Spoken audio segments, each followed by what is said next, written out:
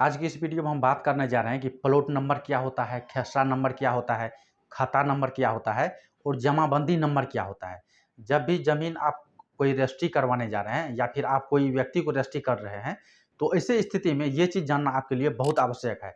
तो ये चीज़ का आपको सामना करना ही होगा, खाता नंबर, खेसरा नंबर, प्लॉट नंबर का। साथ ही साथ आपको बता दें, अभी बहुत जल्द जो है सर्वे होने वाला है। तो ऐसे भी स्थिति में आपको ये चीज़ जानकारी रखना होगा कि ये सब नंबर क्या होता है, आखिर इस नंबर का मतलब क्या होता है। तो चलिए इसको हम जो है बिल्कुल आसान शब्द में आपको हम बताने जा रहे हैं। यदि आप ये पूरा वीडियो देख लेंगे तो और कोई भी अदर वीडियो देखने का आपको आवश्यकता बिल्कुल भी नहीं होगा। बिल्कुल हम सिंपल लैंग्वेज में आपको बताने जा रहे हैं, उदाहरण के साथ, ताकि आप जो है बहुत ईज़िली समझ जाएँ। देखिए प्लॉट नंबर जो होता है उसी को हम लोग खेसरा नंबर भी कहते हैं। यानी कि प्लॉट नंबर और खेसरा नंबर ये दोनों एक ही है, कोई अलग चीज़ नहीं है। कोई समय यदि आप केवला किए होंगे तो हो सकता है उस पे प्लॉट नंबर हो सकता है बाद में वही केवला को जो है खेसरा नंबर लिखा गया हो, मतलब वही सेम संख्या को। तो ऐसी स्थिति में आप बहुत कन्फ्यूज़ हो सकते हैं कि मतलब पुराना केवला पे प्लॉट नंबर था, अब नया पे प्लॉट नंबर मिल ही नहीं रहा है, इस पे तो खेसरा नंबर लिखा हुआ है, तो प्लॉट नंबर कहाँ गया? तो आपको बता दें प्लॉट नंबर और खेसरा नंबर ये दोनों एक ही है, दोनों सेम है। तो अब चलिए हम लोग बात कर लेते हैं कि ये प्लॉट नंबर या खेसरा नंबर जो है, ये होता क्या है? इसका क्या मतलब होता है? देखिए, आप जो पंचायत में रह रहे हैं, चाहे आप पंचायत में हैं या फिर कोई भी गाँव में तो होंगे ही, या फिर आप शहर में रह रहे हैं, तो जहाँ भी कोई प्रॉपर्टी होता है, कोई भी ज़मीन होता है, ठीक है? तो वो सभी ज़मीन का एक नंबर होता है, मतलब हर एक प्लॉट का एक यूनिक अलग-अलग नंबर होता है। जैसे आपका मोबाइल नंबर है, तो आपका एक यूनिक मतलब अलग नंबर है, वही दूसरा व्यक्ति का नहीं हो सकता है। या आपके परिवार में 5 व्यक्ति को मोबाइल है, तो सभी का मोबाइल नंबर अलग-अलग होता है। उसी प्रकार से जितना प्लॉट है, जब भी आप अपना प्रॉपर्टी पे जाएँगे, तो वहाँ साइड में भी बहुत व्यक्ति का प्लॉट होगा, तो वो सभी प्लॉट का एक यूनिक नंबर होता है, जिसको हम लोग प्लॉट नंबर या खेसरा नंबर कहते हैं। तो अब जो है आप प्लॉट नंबर या खेसरा नंबर समझ गए होंगे। अब चलिए हम लोग बात कर लेते हैं कि खाता नंबर क्या होता है।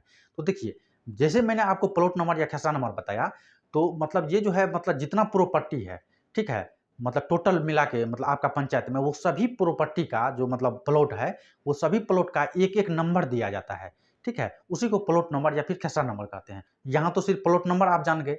अब जो है उस प्लॉट नंबर पे कौन व्यक्ति का कब्जा है, यानी कि उसका ओनर कौन है, ये सब चीज़ जो है खाता नंबर में लिखा रहता है, ठीक है? खाता नंबर को रजिस्टर 1 कहा जाता है।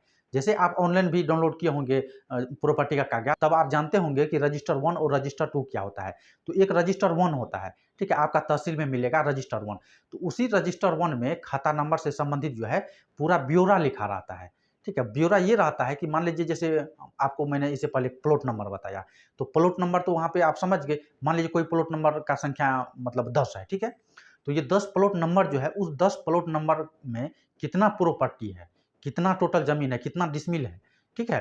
साथ ही साथ किस व्यक्ति के नाम से है, उस पर किसका वास्तविक कब्ज़ा है, किसके नाम से है, उसका ओनर कौन है। हो सकता है कि एक खाता नंबर पे 2 या 3 व्यक्ति का भी नाम हो, ऐसा भी हो सकता है, ये कोई भारी चीज़ नहीं है, ठीक है? एक खाता नंबर में अनेक व्यक्ति का नाम हो सकता है, तो आपको ये चीज़ समझना है। वो जो है प्लॉट नंबर या खेसरा नंबर, वो सिर्फ़ प्रॉपर्टी को दर्शाता है, यानी कि प्रॉपर्टी को चिन्हित करता है। खाता नंबर जो है, वो ये चीज़ को वेरीफ़ाई करता है कि प्रॉपर व्यक्ति के पास कितना प्रॉपर्टी है और वो प्रॉपर्टी का ओनर कितना है, ये चीज़ का जानकारी होता है। अब चलिए हम लोग बात कर लेते हैं जमाबंदी नंबर क्या होता है। इससे पहले आपने जान गया कि रजिस्टर 1 और रजिस्टर 2 जो है आपको तहसील में रहता है, ठीक है? तो रजिस्टर 1 जो है वो खाता नंबर से संबंधित है, तो यहाँ पे जो जमाबंदी नंबर होगा वो रजिस्टर 2 होगा, ठीक है? रजिस्टर 2 में ये बात अंकित रहेगा जमाबंदी नंबर वाला। और जितना व्यक्ति है, मतलब आपका भी प्रॉपर्टी है, तो आपका एक जो है मतलब यूनिक जमाबंदी नंबर होगा, ठीक है?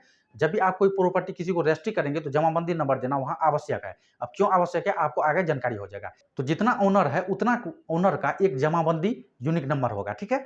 तो जमाबंदी नंबर जो है वो खास करके लगान वसूली के लिए जो है काम किया जाता है। साथ ही साथ यदि दाखिल खारिज भी करवाएँगे तो ऐसे भी स्थिति में जमाबंदी नंबर देखा जाता है।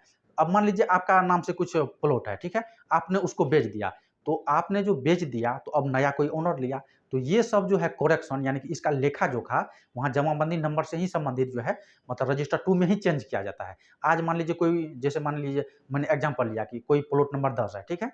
तो अब आज जो है उस प्लॉट को आपने बेच दिया, मान लीजिए आप ए हैं, बी के नाम से बेच दिया। तो अब जो जमाबंदी नंबर है, आपका जो जमाबंदी नंबर है, वहीं पे अब बी का नाम अंकित किया जाएगा कि अब बी के नाम से जो है वो मतलब जमाबंदी अलॉट कर दिया गया है। उसका जो है नया ओनर वो अब बी बन गया है।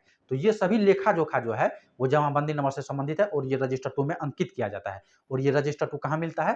तहसील में, आपका तहसील में मिलेगा या फिर आप ऑनलाइन भी निकाल सकते हैं। साथ ही साथ आपने कितना ज़मीन बेचा, मान लीजिए जैसे प्लॉट नंबर 10 का एग्ज़ाम्पल लिए, उसमें 50 डिसमिल ज़मीन था, आपने सिर्फ 10 बेचा, बाकी तो आपके पास है 40 डिसमिल, तो ये सब लेखा-जोखा रजिस्टर 2 में ही होता है। आप जैसे-जैसे ज़मीन बेचेंगे या फिर खरीदेंगे, ठीक है? तो वहाँ पे जो है मतलब रजिस्टर 2 उसको अपडेट किया जाता है, ताकि लगन लेने में कोई दिक्कत ना हो। हम उम्मीद करते हैं कि आप प्लॉट नंबर, खेसरा नंबर, खाता नंबर और जमाबंदी नंबर बहुत आसानी से समझ गए होंगे।